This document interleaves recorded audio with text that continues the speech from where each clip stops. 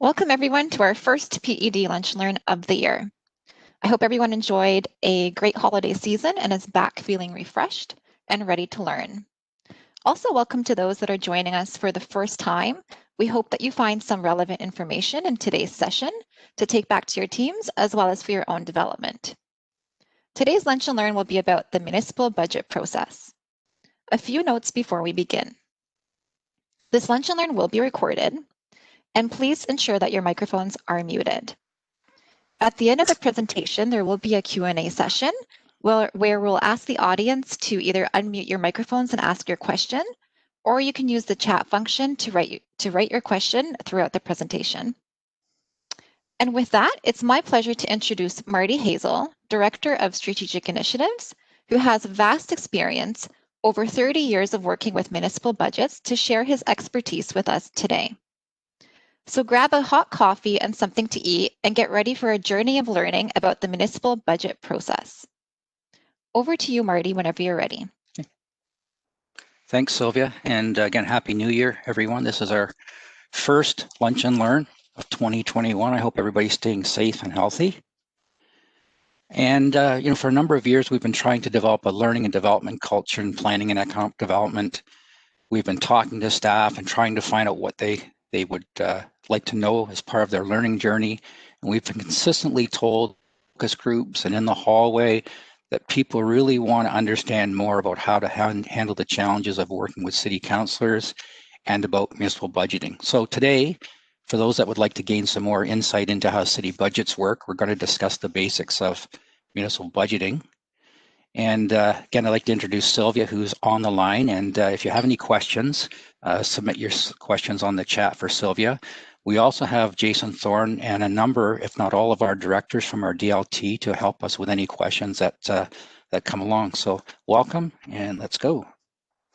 So we know that graduates coming out of a university, they understand a lot about accounting and finance, but they have little exposure to the odd world of the public sector. And for those of us who work in the municipal government, particularly with the councillors, we know it is an odd world.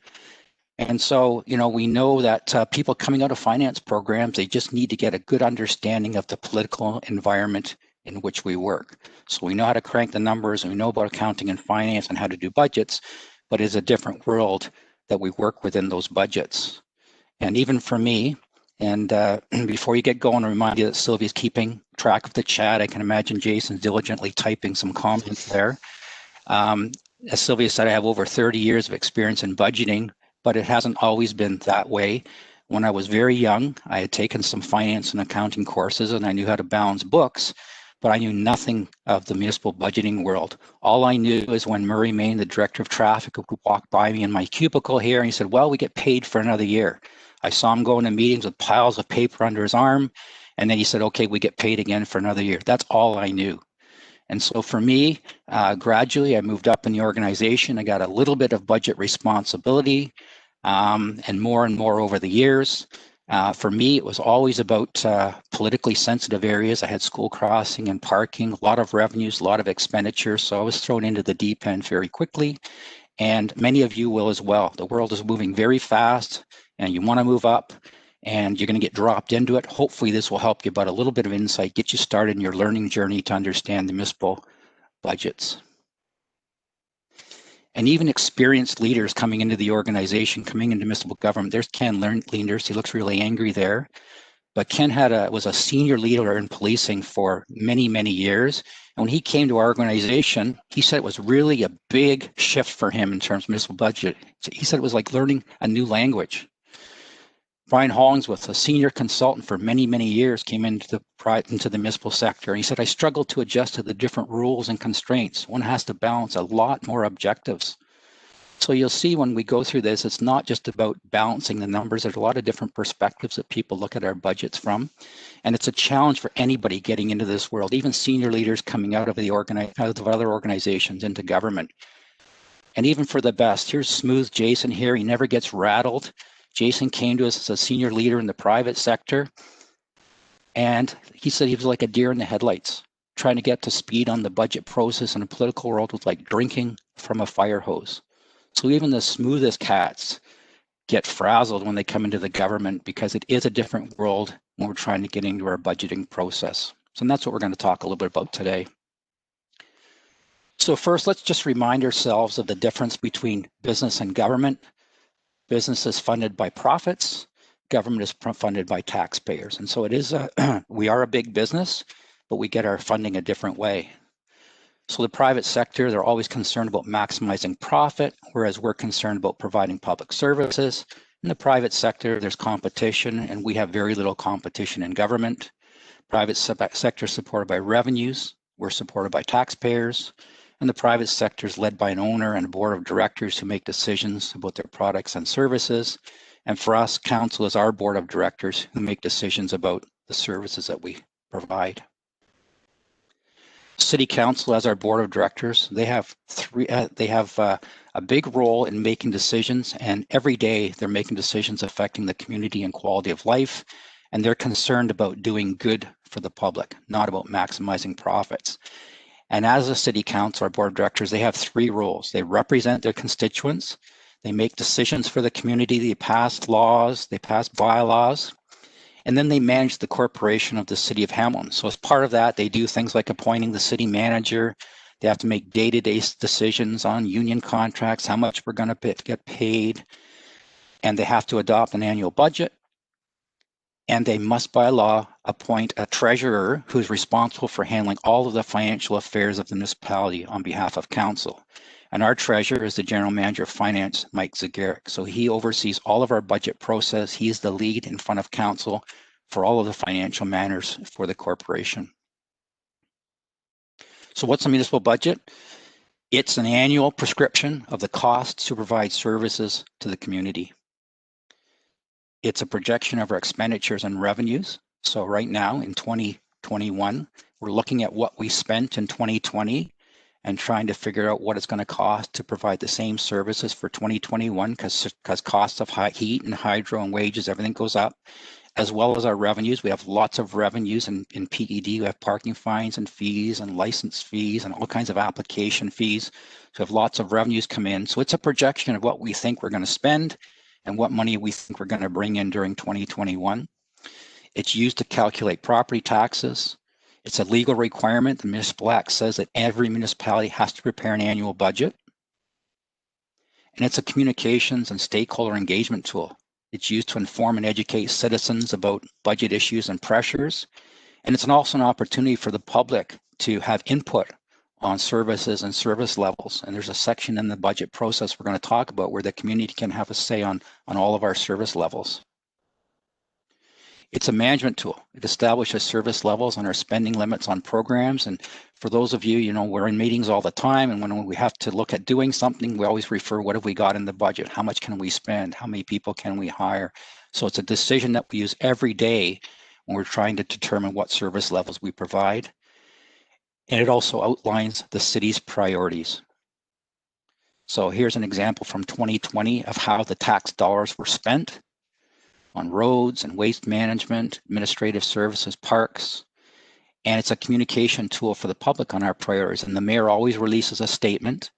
And so this one, he says the budget ensures we can continue to provide and improve the services Hamiltonians count on, including affordable housing, public transit, as well as enhanced measures on climate change and increased focus on helping our homeless and marginalized communities. So those are some of the priorities that the mayor has outlined for the citizens to understand where our spending priorities are, what's important to us. Budget has three components. There's an operating budget, and that's the biggest portion. And that's really a summary of all of our day-to-day expenditures. So it's gas for the vehicles, it's salaries and wages, it's paper for photocopy, it's all of our day-to-day expenses that we use to run the corporation of the City of Hamilton. There's a capital budget, and these are major projects and equipment and investments in infrastructure. And an example of a capital budget is something that has a long-term benefit for the corporation. So acquiring of property, roads, vehicles, buildings, those are major projects, major investments. And then we have a third portion of the budget, which is the rate budget. We're not going to spend much time talking about that today because that really only affects the growth management area. It's about funds for water and wastewater and storm programs that support Hamilton's ability to provide clean, safe drinking water and protect the natural environment through wastewater treatment and stormwater management. It really only affects Tony Sergi's growth management group, but Tony is here today to answer any questions if any come up, but we're not going to talk a lot about the rate budget. We have agreed that we can have a separate session for Tony's staff if there's a lot of interest in exploring that a little bit more. So today we're going to talk about the major portions, which is the ongoing operating budget and the capital budget. So again, the operating budget, and we also call that the current budget. It represents municipalities' day-to-day expenditures, salaries, wages, benefits, materials, supplies, heat and hydro, everything we spend day-to-day to keep the corporation of the City of Hamilton running. We prepare a current budget every year, and again, we project our cost to deliver programs and services to the citizens. So we looked at what we spend in 2020, and we're projecting what it would cost to do the same services, same service levels for 2021. We also have to estimate our annual revenues, what we think we can bring in. And during COVID, that was pretty tough because our revenues were all disrupted because services were shut down. So that's a hard thing to do for 2021 when we're not sure what the world is going to look like. And unlike other levels of government, municipal budgets must be balanced. We cannot project a deficit. We have to balance out what we're going to spend. We have to recover. And how do we recover it? Well, we recover our expenditures through property taxes and non-property taxes. So this is a summary for 2020. And we plan to spend $1.6 billion to run the corporation of the City of Hamilton. And about 57% of that, $924 million, would be recovered through property taxes from the citizens. The rest of it, about 42%, $678 million, would come from non-property taxes. So user fees that we have, a little bit of grants and subsidies, there's not much of that anymore, licensing and permits, any other revenues that we have. And so when council is looking to fund our operations, they don't want to raise property taxes. So the only other way to do that is to look at other revenues. So that's why we look every year, we look at our user fees, we look at our prices for all of our services. Is there any way we can increase our application fees, our permit fees to take the burden off property taxes? But you can see that most of the operations for the Corporation of City of Hamilton are funded by property taxes. The capital budget is different than the operating budget, runs along at the same time, but the operating budget funds day-to-day operations, whereas the capital budget plans for the acquisition, construction, improvement of new and existing infrastructure. So buildings, roads, sidewalks, vehicles and equipment, infrastructure, long-lasting assets. An operating budget is created annually, whereas our capital budget typically forecasts several years as projects can span a number of years. So if you're going to build a building, you don't do that in 1 year. You plan for it, you design it, you build it. And so that could take a number of years. So an operating budget or a capital budget can maybe span 5 years sometimes. Capital budget focuses usually on larger one-time costs rather than smaller operating ongoing costs in our operating budget. And usually the assets last beyond 1 year or have long-lasting benefits. So even the vehicles that we purchase are considered capital because they last for 4, 5, or 6 years. So they have a longer lasting benefit than once a year. And the capital budget is dealt with earlier than the operating budget. So you can see from this Spectator article, our capital budget for 2021 was approved in December of 2020. And the focus was roads and sidewalks, $484 million. Our capital is reserved for roads and sidewalks. And the reason that we try to get the capital budget done earlier, usually before Christmas, try and get out of the way quicker, is because of construction season. For many projects, there's a lot of ramp up, a lot of pre-planning, design, preparation. And so that has to be done before construction season. If we didn't pass the capital budget until March, like we do the rest of the budget, by the time they got ready, there would be no construction season left. So the capital budget for this year is already out of the way, and that's the reason we typically do it earlier. Here's an example of the difference between an operating and a capital budget. My favorite place, the Bernie Morelli Rec Center, where I play basketball. This was in the works for a number of years. It's the final piece of the Hamilton Pan Am precinct. It has a, I don't know if for anybody who's been there, it's a beautiful facility. It has a gymnasium, fitness rooms, leisure pool, craft rooms, yoga rooms, has a track around the gymnasium. It's all glass and very well lit by daylight, very nice facility. And it was in the works for about 5 years. Around 2013 or 2014, the community service, neighborhood healthy and safe communities department put about a $20.5 million capital funding project into the budget. So 2013, 2014, they got approval for that. They did all the design work, spent all the money on that. They got their building permits issued, and then they paid for construction, and construction started in around 2016, and it lasted for about 2 years. And then the facility opened in December of 2018. So again, this project started around 2013. It was in the budget. $20.5 million was reserved to be spent over a number of years. And that was the capital budget approved in 2013 or 14 and reviewed every year annually.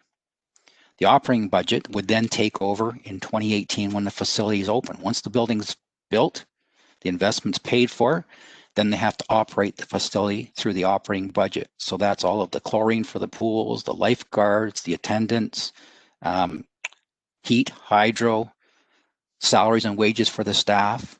That comes out of the operating budget, and it's partially offset by the recreation fees, the fees for the various programs and to get into the facility. So that's the difference between an operating and capital budget, and we can talk about that offline if there's any other questions. So our budget process, for those of that are familiar with it, it's typically the same in many municipalities, although the timing may change and some of the approaches may be a little different, but the budget process looks the same. So we usually start in August or September to start to think about the next year. So in August of 2020, we started looking at what we were spending in 2020 and started to think about next year. How much are wages going up? How much is heat supposed to go up, and hydro and gas for our vehicles? And we start to assemble our numbers. Once we know a little bit more about how much we're spending in 2020, we can finalize those numbers. So around October, November of 2020, we start to get a really accurate handle on what we think it's going to cost us in 2021 to deliver the same services. SLT discusses it, looks at where the corporation stands in terms of our financials. Are we going to have a bad year? Is it going to be a good year? What's the economy predict? What are some of our pressures as a corporation? And then after SLT has debated it a number of times and discussed and massaged it a bit, the city treasurer prepares the budget books, and they usually get distributed to council right before Christmas or shortly thereafter. And then where we are right now is January 2021, and council's getting ready to start their budget discussions. So we're going to talk about this in a minute, but Jason will be doing our department's budget presentation on January 26th. It's coming up, so right in the middle of budget season. And so for now, it's been a lot of calculations, a lot of spreadsheets, discussions, but not really a lot of action. But it's going to start this month in January when the councillors get involved. There's an opportunity for public input in February, where after they've heard the presentations for all the GMs about the levels of service and the cost to deliver those levels of service, there's a chance for the public to comment. A lot of times they want more of certain things and they want less of others. And then council will discuss and discuss and discuss. And then we hope to have our budget approvals done around March. And once the budget approvals are done and locked in, the tax bills are prepared and they're delivered in June. And all of that is overseen by the General Manager of Finance Department, Mike Zagaric. He leads this whole process, coordinates it all for the city, establishes with the councillors the timing of it. And so again, we're right in January 2021. We've already been working on the budget for about 4 months, and now we're starting to discuss it. So January 2021, we're at the discussion stage. Jason will be preparing a presentation for the 26th to talk about our budget. And I would encourage you all to listen in. It usually is a day-long event, sometimes not, but it usually is. And it can be very interesting because Jason is on the hot seat for a long time. His knowledge of our department is really tested and he's really good at it. It's an exhausting day, a lot of questions, and we're going to talk about what that looks down looks like in a minute. So on the 21st, Jason is going to present our budget forecast based on estimated expenses and revenues required to deliver our services for 2021. And we have dozens and dozens of services in planning and economic development, and they're all important to the community. And Jason is going to present this as a business as usual approach. And so basically, he's going to outline all of the work that we did in 2020, all the work we did, all the services, a lot of the highlights of our accomplishments. And he's going to say, if you want those same levels of services, this is what it's going to cost in 2021. Give us the same amount of money, but we also have to account for increases in heat and hydro and wages and everything's going up. We can't deliver it for the same cost, but we can deliver the same services for this cost. And so there will be a little bit of cost involved, a little bit of increase involved. So he'll be taking a maintenance budget approach to maintain our current service levels at a certain cost. So all of our accomplishments, high-level accomplishments will be outlined and discussed. And there'll be questions about development applications and timelines for processing. And he'll be really grilled about all of our operations. If they don't just simply hand us over the money to do our operations every year. And then after the budget presentations, and they listen to the public and comments from the public about various levels of services. And I don't think a lot of ours are highlighted, but you always get people wanting more bus routes and things. They decide, now that we know what we can afford to spend on maintaining our services, should we increase any of our services? So recommendations to increase service levels, if there are any, they're called business cases, and they're dealt with closer to the end of the budget. So once council decides, can we afford to deliver the same services and maintain our services? Okay, now we can consider expanding. And those are few, if any, probably in a year like this when the world has been disrupted with COVID. The councillors don't like to increase taxes. It's probably a tough go to get any business cases through. And we're going to talk about that in a minute. So up until now, we started in August, doing calculations, looking at the forecast, how much is gas predicted to go up, how much will hydro and heat go up, what's the salary increases built into our union contracts. It's really been an accounting exercise, a lot of meetings to discuss how we can find new revenues, how we can keep our costs down, and we're really trying to balance our budget. So a lot of meetings, discussion, not a lot of action. However, now is where the rubber hits the road. When the councillors become involved, this is when it becomes a challenge. And they've already said, there's a highlight from the Flamborough Review, councillors seeking balance between spending and tax relief. They don't want to spend too much. They would love to give the taxpayers a relief. They would love to have zero increase or less, but they don't want to forgo any services. So they're going to balance. How can we maintain our services but not increase our taxes to the taxpayer? They may be looking for more revenues, who knows? There will be a healthy debate talking about getting more and more revenues in, probably if we can, increasing parking fees and application fees. But the last thing they want to do is increase taxes. And you can see there's all kinds of issues of the day. So we have requests to defund the police and reinvest that money in housing. People want more transit to service their communities. There's all kinds of issues at the day that factor into this. And so it's never an easy go. There's a lot of discussion. After Jason presents his budget and all the other departments present their budgets, they listen to the public. And then they go back at it again. So there's meeting after meeting after meeting. They simply don't rubber stamp the budget and send it through.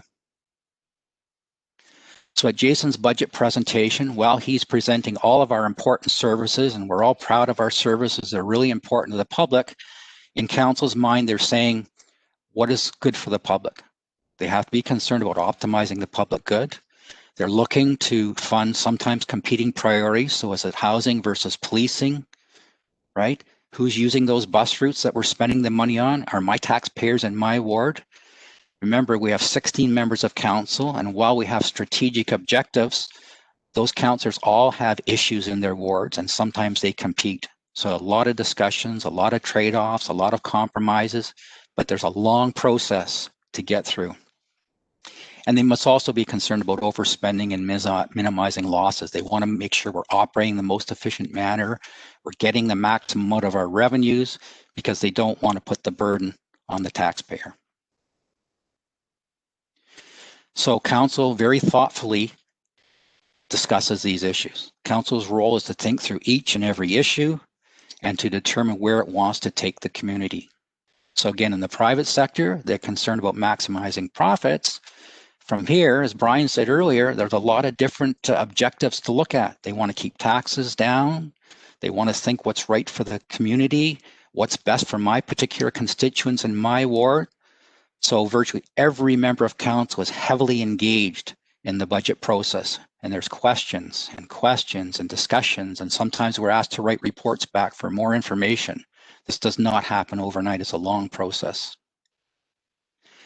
As staff, we need to be aware of the politics, but not political. We need to understand which way the winds are blowing, but we can't get involved in the politics. So we know right now, because of COVID, the councillors have said we would like to give the taxpayers a tax relief. We don't want to put any more burden on the taxpayers. It's a tough time. So when we're looking at our operations, we've heard in the employee survey that everybody's overworked. We have too much work and not enough staff. We would love to be able to go and ask for more staff. Let's give us 10 staff and $500,000. But that's probably not going to fly. We have to be aware of the politics. So some of our requests for business cases and expansions of programs and services, we have to really think through as a DLT. What are our chances of getting them, and what are our chances of being shot down? So you could think, and we know we have a problem, we know we have too much work in PED, we'd love to ask for more staff.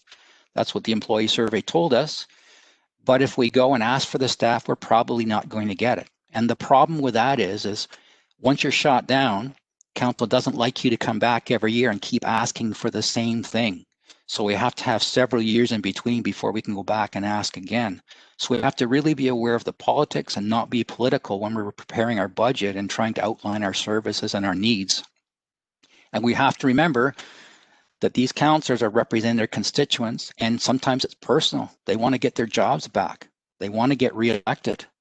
So there's a lot of different factors. It's not simply an accounting exercise that we have to look at our budget for. And sometimes they want to get their headlines. They want to get their name in the newspaper. They want their constituents to see that they're working hard for them. And so a lot of game playing goes on in the council chambers, and there's a lot of questioning. Even when the councillors know the answers, they ask the questions, and sometimes they ask them different ways. And then they're in the media, and things get certain attention. And we have to remember when we're there, we have to keep calm and not take it personal. We have to give our best advice, what we think is important for the community. The councillors may not think is important for the community. But when they critique and ask questions and criticize and ask for reports, we can't take it personal. They are debating and discussing and trying to do the best thing for the municipality. So I'm going to try and wrap it up because I think there's some questions flying in. The next thing we want to do, I encourage you, there's a 9 or 10-minute video on the annual budget process on the city's website. It's a really good video. I watch it every once in a while just to remind myself. There's a link there. I think Sylvia posted in the chat, but you can get it from her later. As well as there was a report to the General Issues Committee by Mike Zagaric in October, which outlined the budget process and some of the challenges we might be facing. I encourage you to have a read of that. And again, that link is available through Sylvia. And I would really, really encourage you to tune in and listen to a little bit of Jason's budget presentation on the 26th. I had a picture of council in the crowded council chambers, but it didn't look very normal these days. So it is going to be a WebEx, but I can guarantee you it won't be a short meeting. It will be rather long. And I can also guarantee you that at the end of the day, Jason has no plans other than to relax. Because if you see what he goes through, they ask him just about every question you can imagine of our department. And the directors are there to help with the detailed questions, but it is a very rigorous discussion and exercise. So thank you for any questions. I think Sylvia, can you help me with that? I'm going to stop sharing my screen. Yeah, absolutely. So I've just posted the link to the Intro to Tax and Rate Budgets video in the chat box. And I'm also going to post the next link that Marty had talked about with regards to the report. So we do have a question raised from Paul Toffeletti. So just before we dive into the questions, I'm going to ask that if anybody has a question, please either type it into the chat, or we will be unmuting, or you can unmute yourselves and ask your question that way as well. So let's begin with our first question coming from Paul Toffeletti. Is there any chance that the province will be willing to give municipalities more powers to raise revenues? Has there been any discussion on this with the province through AMO? I'm going to ask Jason. Is there any discussion at SLT on that, Jason? Yeah, it comes up fairly regularly, certainly at the AMO table. My guess on the answer to the question is probably not. I don't think the province is looking to free up any revenue tools anytime soon. It is something that, council has made resolutions in the past asking for certain authorities, and those have gone forward. AMO has made resolutions. Probably the biggest one that tends to get asked about is a land transfer tax, which City of Toronto has available to it and raises significant revenues for the City of Toronto. No other municipality has that authority. So it's a good question. I think the short answer is I haven't heard anything to suggest that we're going to see anything significant anytime soon beyond the revenue tools that we've already got. Thanks, Jason. I noticed, Jason, you're talking about your budget day and wearing your tie. And that is the one day of the year we see you in a tie. I looked through my library. I didn't have a picture of you in a tie, so I'll have to grab one of those when I can. Any more questions here, Sylvia?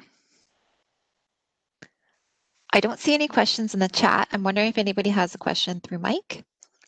I wanted to ask Jason about, it's Marty, I wanted to ask Jason about, can you tell us how you feel standing up there for several hours, Jason, in front of committee? I know a lot of times they're not asking you questions about money, they're asking you questions about services. Yeah, I was actually thinking as you showed that slide there, I'm actually kind of looking forward to this. It'll be the first time when I haven't had to stand at the podium for a couple of hours. So actually, at least this year, I'll be able to sit here at my dining room table and answer questions for a couple of hours. And you're right. It's, maybe 10-15% of the questions I get asked are actually specifically about dollars and cents. Most of it is about service levels.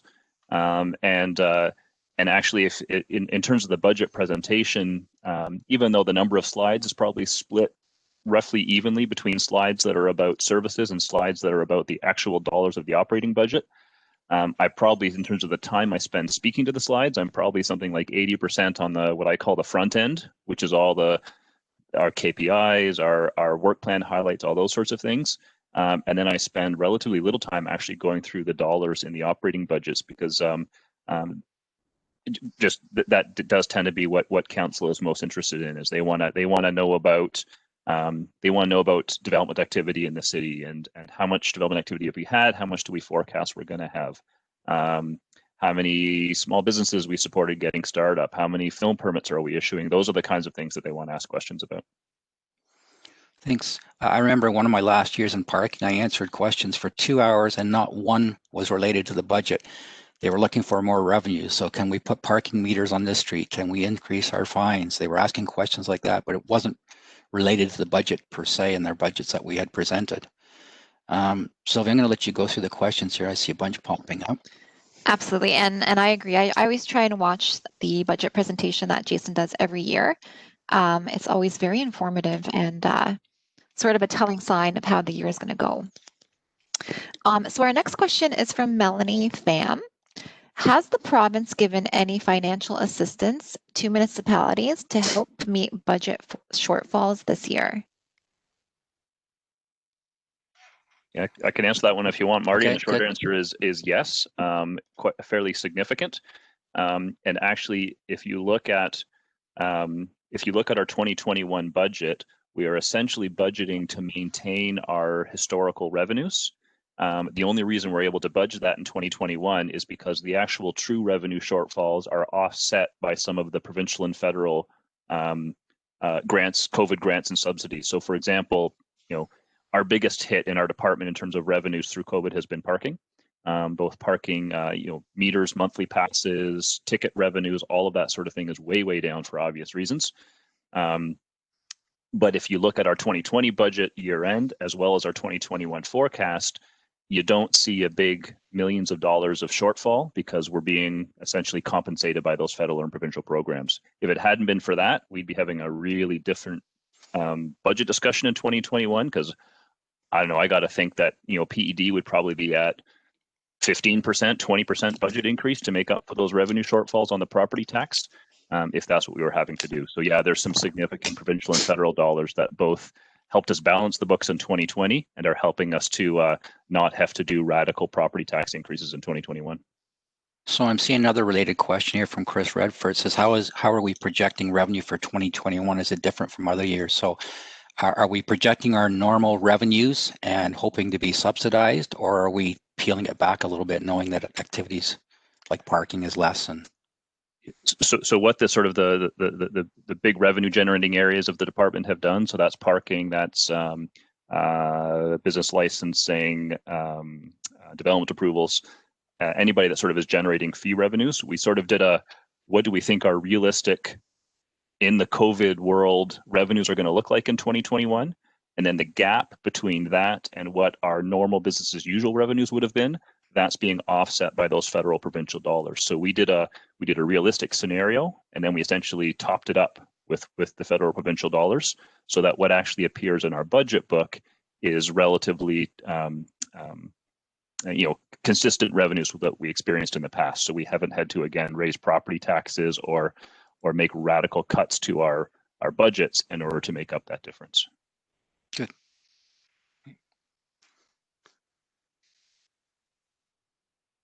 What's next on the list, Sylvia? Yeah. I'm just looking through the questions. So our next question is from Michelle. While 2020 may have cost us more, was there surprise areas of savings for 2021? So there's certainly savings tied to COVID. I wouldn't necessarily say there's surprise savings. There's ones that we would have anticipated. So for example, things like, everybody will probably recall at a certain point I guess it was in the summer, we restricted spending on training and development and conferences and those sorts of things. So that certainly helped us with balancing the books in 2020. There are some expense savings as well in 2021, given that we are, there's some things that we expect we will not be doing. So some of our meeting expenses, things like that, we expect to have some savings on. I'll just say it pales in comparison to the revenue losses associated with COVID, and also some of the expense increases associated with COVID. So all of the cleaning that we're having to do and the extra screeners we're having to hire, public health people doing tracking and tracing, all of that stuff is much more significant than the savings we're seeing, but we are seeing some savings, yes. Okay. Thank you, Jason. Our next question is from Dio. Are revenue streams limited to cost recovery for services delivered or provided, or can they include marketing opportunities or public-private partnerships? Got to think what maybe a little bit more what Dio's talking about, but they're not just limited to cost recovery. So we have things like fines, which are used to deter motorists from parking again. So the amount of the fine is to be an adequate deterrence to persuade them to obey the law. So that's not covering a cost. Generally, our application fees are, I think, in line of recovering our costs, but we're not restricted to that, is what I'm saying.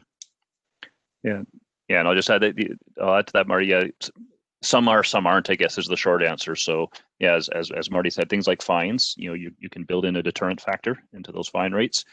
Things like what can we charge for a business licensing fee?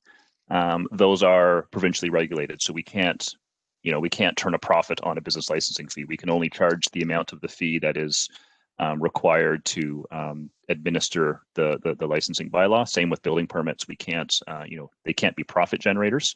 They can only be cost recovery. So different fees and fines have different rules associated with them. Tony's sending me a note about gas tax. Did you want to mention that, Tony? Along the same lines that I think Dio was talking about the user fees, grants and monies that the city receives, such as the gas tax, can't be used to offset other expenditures. It's very prescriptive of what we can use. Also, for example, you can't use water and sewer rates to go build another arena. They put a restriction on that. The intent is to have an infrastructure program for sewer and water, and that's what the rates dollars primarily are supposed to be, to maintain those services. So where the revenues come from, especially on grants and everything, there's limitations on where you can apply them. Thanks, Tony. I have a question from Margaret. Maybe you can help me with Jason. So we are always looking to increase our revenue in PED to try and decrease the cost or minimize the cost increases to our services. But Margaret's asking how the revenue generation section of the city manager's office fits in with PED. They are separate, but I think they have different mandates. Yeah, so if anybody's not familiar with the revenue generation unit, which is, I think it's really, is it two people? One or two people, so it's not like it's a massive team. Sits in the city manager's office. They were created, what, 4 years ago, something like that, to look at opportunities to generate new revenue streams within the city. So the kinds of things that they have done, they're basically a group that then supports and provides services to all of the departments to generate revenue streams out of their activity. So they've done a few things with PED as well as with other departments. It often includes things like identifying sponsorship opportunities where we have a product that may be suitable to bring in a sponsor. They have looked at things like, if you're familiar with the billboards that you see now on the link, a couple other areas of the city, that was an initiative of revenue generation to generate revenues for the city. Those types of things to try to find novel ways to generate revenues. It's not about fee for service kind of things. It's about leveraging other city assets, products, programs to generate revenues. Thanks. And we have a question from Alvin. Can we toll our roads like the Red Hill and the Link? And I think the answer is yes. That would simply be a user fee for the people that are using the roadway, but it has not been politically popular, although I think it has come up every once in a while. Yeah, we'll give that one to you, Alvin. You go ahead and develop that toll program for all of our roads. And along those lines, Alana is asking how public input is collected. So simply, I think there's a day reserved in February for the public, and they can apply to appear as a delegation and give their comments on the budget, where they think we need to spend less or to spend more. It's always a very active day and heavily attended. So Alvin, if you want to suggest tolls, that's the day to do it. And it's been nice knowing you, but what do we got, Sylvia? So I think that's all the questions in the chat. Maybe we can open up the mic if anybody has a question that they'd like to ask verbally.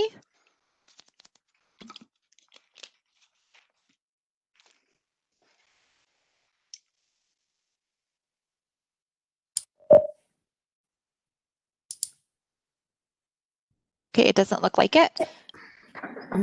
Oh no, I hear somebody. Margaret? Yeah, go ahead, hi. Margaret. Thanks.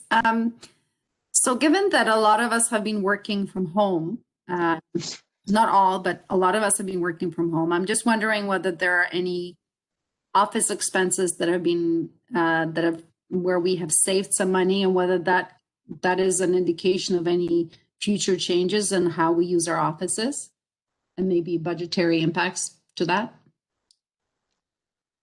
So not a heck of a lot in terms of savings. The big savings that would kick in for telework is if you can actually give up leasing. And so obviously we haven't done that in any areas. We're still leasing all the space that we used to lease. So that really does, because that's where the cost savings would be if we go for a more long-term telework arrangement in certain areas. If we can actually give up office space, yeah, we could start to save some money. In terms of the past 8 months with COVID and staff working from home, some small changes. In some areas, we've saved some money on mileage because staff aren't having to drive as much to meetings. But in a lot of areas, that's stayed the same. So the building inspectors are still out there doing their driving around, licensing bylaw, in some cases more than usual. So not a heck of a lot of savings from work from home right now, because we're still maintaining all of the same office space, all of the same cleaning protocols, et cetera. I would imagine, Jason, that once we do get back to normal, then we'll be spending a lot of time figuring what the new normal looks like and whether working from home becomes a permanent thing or a hybrid thing. And that's where we would talk about permanent savings. Yeah. Jason, it's Tony. One question for you. 1% now is about what on the overall tax budget, and what does that mean to us? Oh, Tony, you can test me because I don't have the numbers in front of me. At 1% is about somewhere between, I think these days it's somewhere just over $9 million. So if there is a new annual expense of $9 million, it means property taxes have to go up 1%. In terms of PED, we're when it comes budget time, we're a bit of a drop in the bucket compared to the giant departments of healthy and safe communities and public works. For us, our current budget, PED operating budget for 2021, we're looking at a 1.7% increase, which is, I think, the lowest of all the departments. And for us, we're in the ballpark of about $30 million. So a percent for us is about 300,000. So if I have to cut our budget, that's kind of the approximate numbers.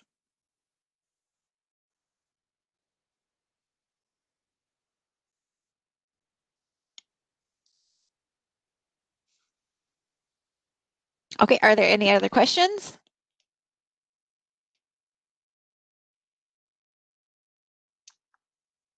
Can I just add one comment, Sylvia? Because I've been asked this one before in terms of how do you determine what we speak to in the PED budget presentation, and that's always a tough decision to make as to what we present.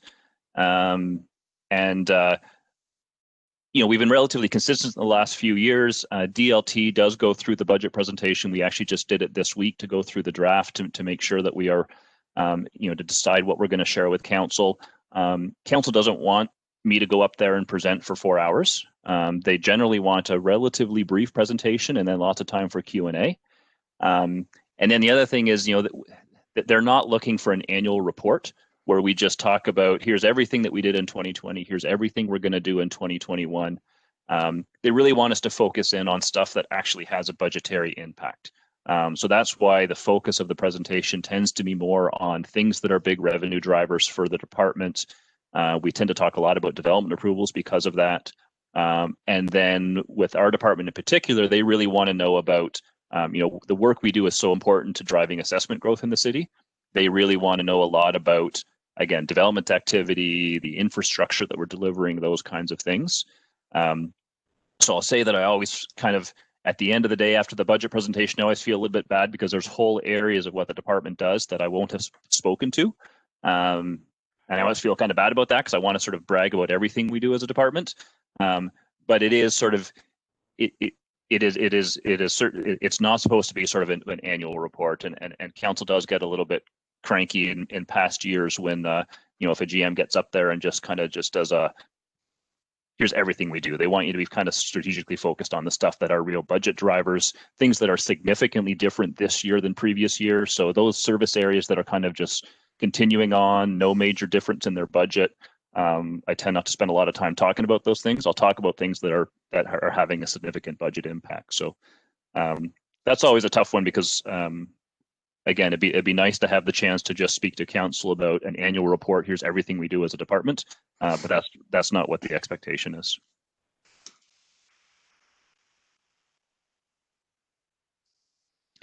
Okay, great. Thanks, Jason.